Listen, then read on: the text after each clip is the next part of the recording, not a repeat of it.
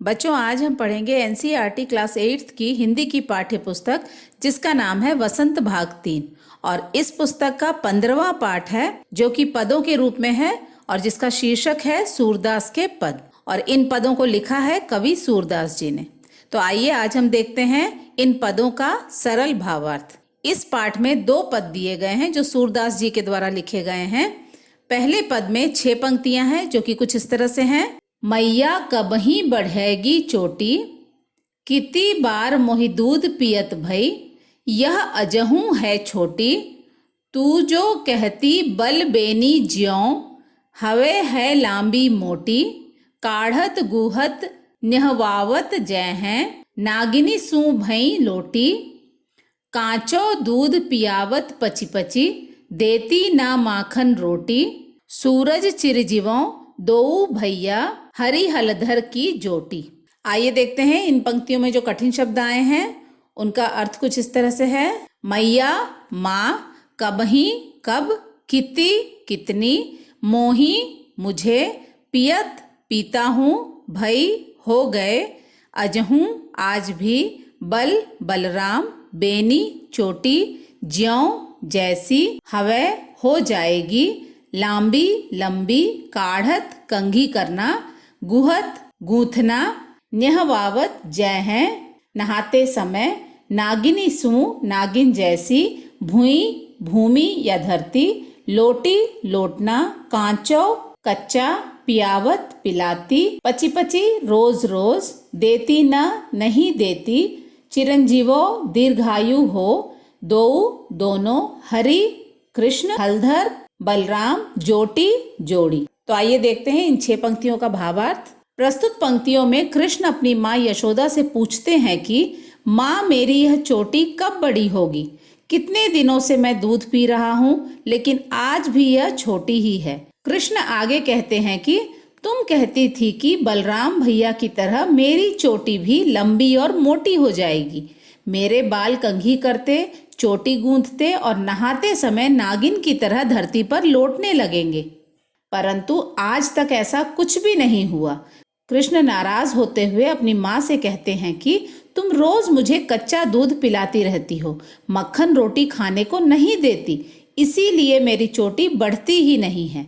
सूरदास जी कहते हैं कि कृष्ण के इस भोलेपन को देखकर यशोदा उन्हें गले से लगाकर दीर्घायु होने का आशीर्वाद देते हुए कामना करती हैं कि कृष्ण व बलराम की यह जोड़ी हमेशा बनी रहे। तो बच्चों, सूरदास के द्वारा लिखी गई यह पंक्तियां बहुत ही सुंदर हैं, जिसमें कि कृष्ण बहुत ही भोलेपन से अपनी माँ यशोदा से पूछते हैं कि मेरी जो ये छोटी सी चोटी है ये आखिर कब बड़ी होगी।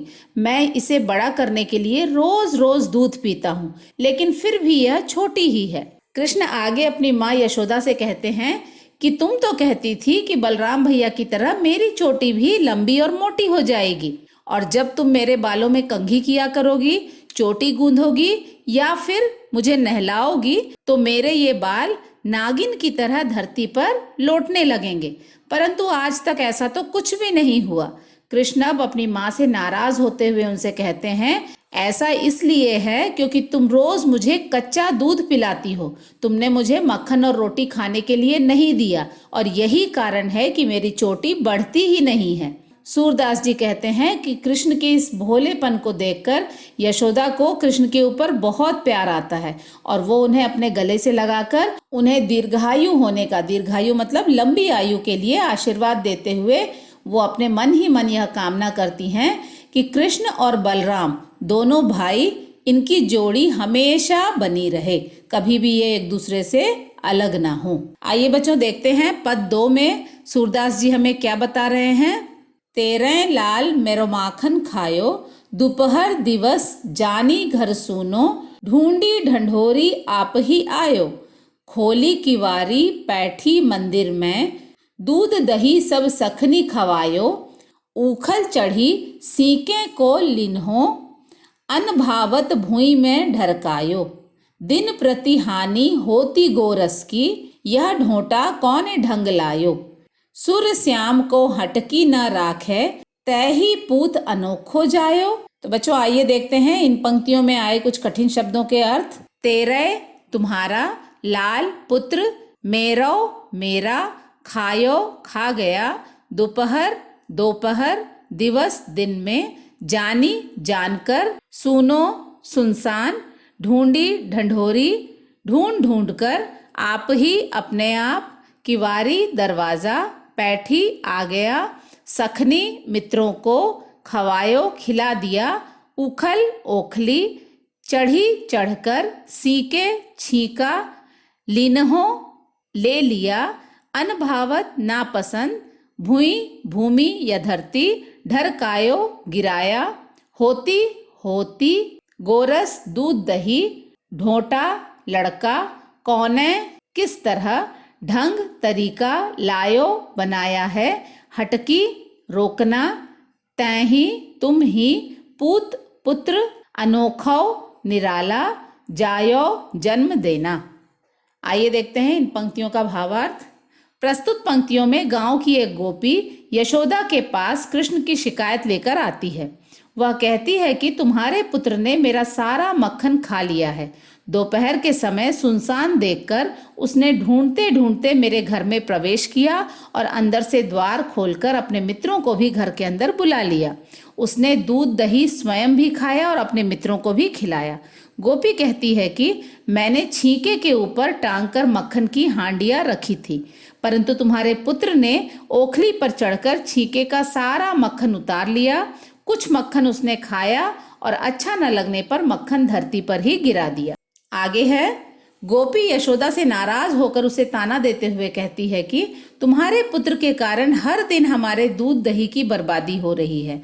पता नहीं तुमने कैसे पुत्र को जन्म दिया है। सूरदास जी कहते हैं कि वह गोपी यशोदा को यहाँ तक भी कहती है कि तुम अपने पुत्र को ऐसी शैतानी करने से रोकती क्यों नहीं हो? सारे गांव में क्या तुम्हारा ही पुत्र अनोखा है?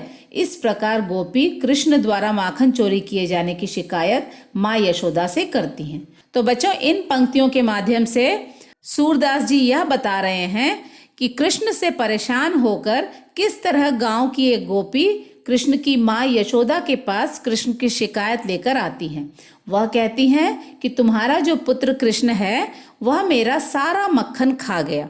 दोपहर के समय जब उसने देखा कि मेरा घर सुनसान पड़ा हुआ है, घर पर कोई नहीं है, तो उसने किसी तरह रास्ता ढूंढते ढूंढते मेरे घर में प्रवेश कर लिया और अंदर जाकर उसने अंदर से दरवाजा खोल दिया और अपने मित्रों को भी घर के अंदर ही बुला लिया। उसने घर पर रखा दूध दही स्वयं तो खाया ही साथ उसने सारा दूध दही अपने मित्रों को भी खिला दिया। गोपी फिर कहती है कि कुछ मक्खन मैंने एक हांडी अर्थात एक मटके में सुरक्षित छीके के ऊपर टांग कर रखा हुआ था। बच्चों, छीका होता है, बच्चों गांव में जब किसी खाने पीने की चीज को सुरक्षित रखना होता है, जैसे चूहे या बिल्ली या कोई और उस तक ना पहुंच पाए, उसे ऊंचाई पर रस्सी को बांधकर एक इस तरह का झूला छोटा सा बनाया जाता है जिसके अंदर सुरक्षित उस बर्तन को रखा जा सकता है। तो इसे छीका कहा जाता है। खासकर रात के समय खाने पीने की चीजों को सुरक्षित रखना होता है तो उसे छीके में ही रखा जाता है। तो यहाँ पर गोपी कह रही हैं कि मैंने मक्खन एक मटके में रखकर उसे छीके पर टांग दिया था।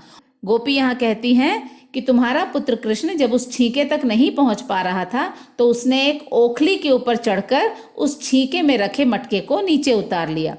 कुछ मक्खन उसने खाया और जब उसे उसका स्वाद अच्छा नहीं लगा तो उस मक्खन को उसने पूरी धरती पर बिखेर दिया। इसके बाद गोपी यशोदा से नाराज होते हुए उसे ताना देते हुए यह भी कहती हैं कि तुम्हारे पुत्र के कारण ही रोज हमारे घर में दूध और दही की बर्बादी हो रही है। तुम्हारा पुत्र हमारे घर में चुपचाप से घुसता है, अपने मित्रों को भी घुसाता है, दूध दही खाता है और बर्बाद भी करता है। तो ये सारी चीजें ठीक नहीं हो रही।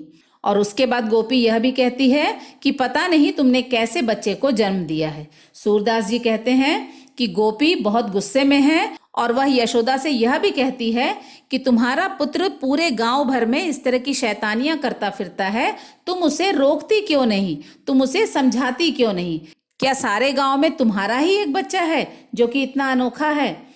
और इस तरह से वो जो गोपी है वो कृष्ण की शैतानी को लेकर के उसके घर में जो मक्खन और दूध दही की बर्बादी उसने की थी उसे देखते हुए वह गुस्से में ये सारी शिकायतें यशोदा माँ से करती हैं। तो बच्चों, यहाँ पर सूरदास के दोनों पद खत्म होते हैं। बच्चों, आशा है वसंत भाग 3 का पाठ 15 सूरदास के पद का भावार्थ पढ़ने के बाद आप पदों को भली भांति समझ गए होंगे।